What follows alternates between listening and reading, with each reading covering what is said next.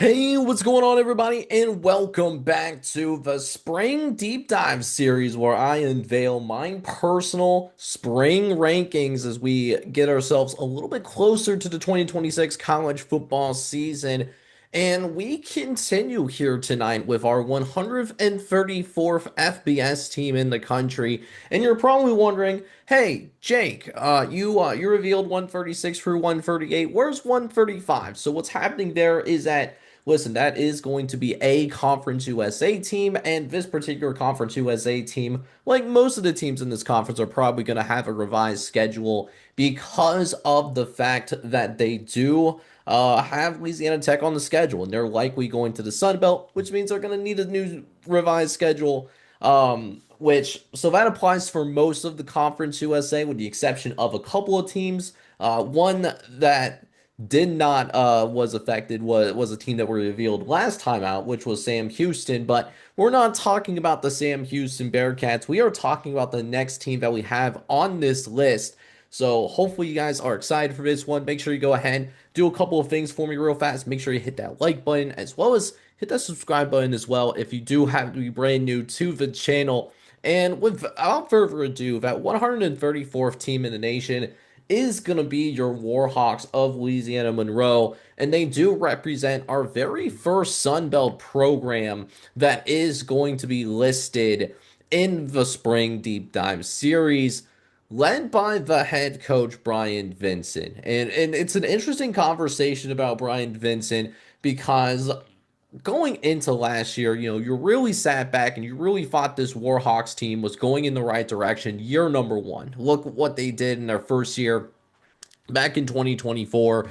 This team ended up going 5-7, but there was a real chance late in the month of November that they would be bowl eligible for the first time in a very long time in that program, and they fell off towards the end of the year. But 5-7, that's a really good year for the Warhawks. So that was year number one. And so the expectation maybe for year number two, in spite of what they lost in the transfer portal, is hey, let's try to find a way to make bowl eligibility happen. And they had a decent start to the football season. They really did last year. And then whatever happened in that second half of the year, they end up losing six straight. They end up going 3-9, or not 3-9. Yeah, 3-9. So that's where we are right now with the Bryant Vincent era. An 8-16 record, but it doesn't really reflect how he is as a head coach. It just goes more to show how hard it is to win at Louisiana Monroe, one of the more difficult jobs in the country, in spite of being in a hotbed of recruiting, like the state of Louisiana is, and being very close to the state of Texas. Texas, arguably with the most Division One caliber talent in the entire country, but it's the lack of resources, right? That the lack of resources has really held this program back over the years. And going into the 2026 campaign, you might be able to expect a lot of the same, especially seeing as I do have Louisiana Monroe as my worst team in the Sun Belt going into spring ball, right? So, what is some players to keep an eye on, or at least not only players to keep an eye on, but also players that notably have left the program or maybe have even entered the program. So, one bright spot to definitely keep an eye on for Louisiana Monroe this fall is Noah Flemings. He is a linebacker. He is the leader of that defense, and he was a third team all conference defender last year, and he's going to be making sure that everyone is set up properly. So that is one player to definitely get excited about and keep an eye on. Third team all conference linebacker. You definitely love to see that. But aside from that, though, it just gives the feeling that it's essentially the same team. A lot of the players that they did bring in through the transfer portal, a lot of them are really just a quintessential.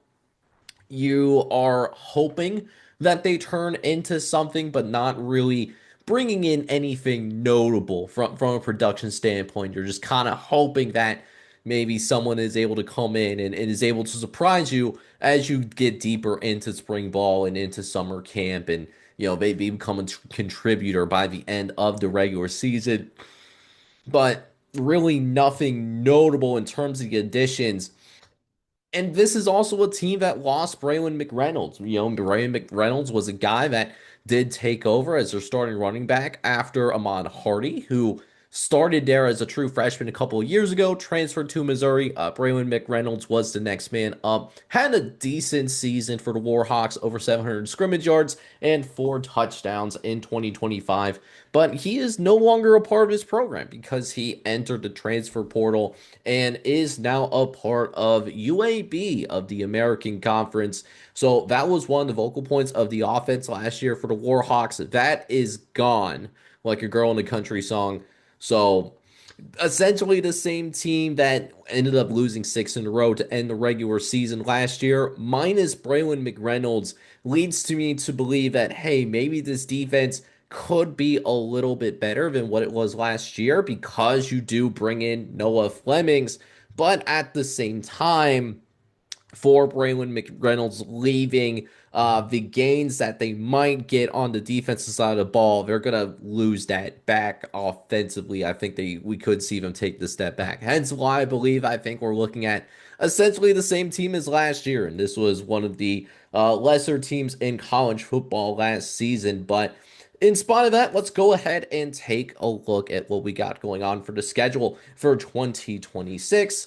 So this is what we're looking at. And an interesting game of note off the bat, your second game of the season, the Warhawks do go on the road to take on Alabama Birmingham. So Braylon McReynolds will have a chance to play against his old team from the get-go if he does end up being a key contributor for this UAB football team this fall, with it being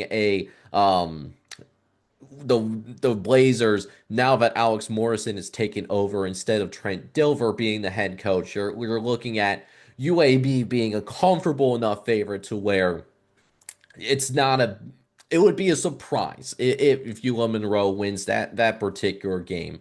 But there is still games on here where you're looking at, and there's still games that they can win, particularly in conference play. So obviously they do have Southeast Louisiana. That is the one game that you're looking at, the game that they're most likely to win. It looks like it is going to be that Southeast Louisiana matchup. It's not comfortable enough to say where I think this is going to be a safe win for the Warhawks, but I do think that they should win that game at home, especially after they get roughed up potentially by UAB and definitely by Mississippi State at the beginning of the year. But then you go into conference games. You take a hard look at their conference slate, and at least half of these games you could sit back and you'll tell yourself, hey, if everything goes right, you could win all of these games, which is why I do have a ceiling of 5-7, which would be what Brian Vincent had in year number one. And if they were able to get that 5-7, we are looking at being able to go ahead and say there is tangible progress being made, not to the point where we're in a bowl game, because that bowl game still hasn't happened under the Brian Vincent era, but you're looking at UL Monroe at least now going from being at the bottom of the barrel at the FBS to now, at the very least, being a middle of a road team in the G5. And I think given how hard it is to win with the lack of resources and the lack of football history at UL Monroe over their time in the FBS, 5-7 would be an ecstatic year for the Warhawks. And I truly believe that. But more realistically, you're probably looking at splitting some of your conference slate. I do think that Southern Miss, if there's one game that I think they're going to win in Sun Belt play, because you see on there right now, they do have, I think they finished 2-10 as of right now. Besides the FCS win, if they win one game out of Sun Belt Conference play, I most likely am looking at that Southern Miss game.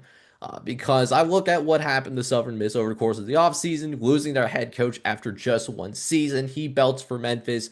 Blake Anderson takes over, and you're looking at Blake Anderson, someone who last time he coached at the FBS level, I was at Utah State, and he got fired at Utah State. Now he takes back over at Southern Miss, asking ourselves that's a game that you're circling, and you're looking at Brian Vincent potentially having the coaching advantage. And plus that game being at home, that's I would lean towards the Warhawks actually winning that game because I don't know if Southern Miss retained enough talent to sit back and comfortably be favored in as many games as they were last season. There are more games that they could win, but not as likely. The Louisiana game at home, they will have that towards the end of the season. Rivalry game, so you never know what a rivalry game could happen. Louisiana Tech is another one. Louisiana Tech, we are assuming that Louisiana Tech will be a part of the Sun Belt. That's a 95% done deal. The Sun Louisiana Tech has acknowledged the Sun Belt schedule, and they did not acknowledge this Conference USA schedule. So if that changes, that will we'll make that adjustment as we do when we do our actual preseason previews in July and in early August. But for now, we think Louisiana Tech moving up to a slightly higher level of competition, moving from the Conference USA to Sun Belt. You have them at home, and again, it would be another rivalry game. So that's a point of vulnerability for the Bulldogs. And then you close the season out with Marshall to end the year, senior day. Marshall is coming in. While one of the better programs in this conference, Marshall did lose there's quite a bit of talent in the transfer portal. So we'll see what Marshall looks like, particularly defensively. And if so, if the defense is not as up to snuff for Marshall as it was last year, then that's another possible winnable game as well for the Warhawks this fall. So I will acknowledge, another one of those teams where because they are towards the bottom of the barrel, there is a world of possibility where the Warhawks do not win a single game in the 2026 campaign. So the floor is absolutely egregious. We're talking about an 0-12 floor for the Warhawks, which typical for this low of a ranking for the time being. But I don't think that happens. I don't think we see the worst case scenario. I have a little bit too much respect for Brian Vincent to think that will happen. But because of the perceived talent gap with the rest of the conference, I don't think that we're gonna see them go in the wrong direction still. I think this is a 2-10 football team. A couple of games that I do want to note though, if South Alabama and Appalachian State, both of those games are on the road. If they were at home, I would venture to say that those would be winnable games as well. But because they're happening on the road, we're calling those safe wins for those respective programs, and ditto as well for UAB. If it was a again, home game for the Warhawks, that's another one of those games where you're looking at it and hey, maybe that's a game that I would be thinking that would be a little bit more realistic, even though I'd probably still have the Warhawks as an underdog even at home. But that is my breakdown of the ULM Warhawks this fall as my 134th ranked team in the nation. And they do also, last thing I want to note, they were the 134th ranked program based upon how I rank programs from a 5-year holistic standpoint. So not only is this not a very good football team, but I'm not giving them very much benefit of the doubt as well because we just haven't seen the Warhawks be successful, particularly in this NIL era that we're currently experiencing. So let me know what you guys think about the ULM Warhawks. As next episode, we will cover our 133rd ranked team while we're waiting for a revised schedule from the Conference USA. We're not going to wait on them to keep the series going. But hey, with that being said, this is Jake from College Football Red Zone. Appreciate you listening to my quick 50,000 feet breakdown of the ULM Warhawks. If you enjoyed this video, make sure you go ahead, hit that like button, as well as hit that subscribe button as well. If you do have to be brand new, a lot of work does go behind these rankings. So if you could do both of those things for me, I would truly appreciate that from the bottom of my heart. But this is Jake from College Football Red Zone signing off. Hoping you guys are all out there having a good one. Good night, everybody.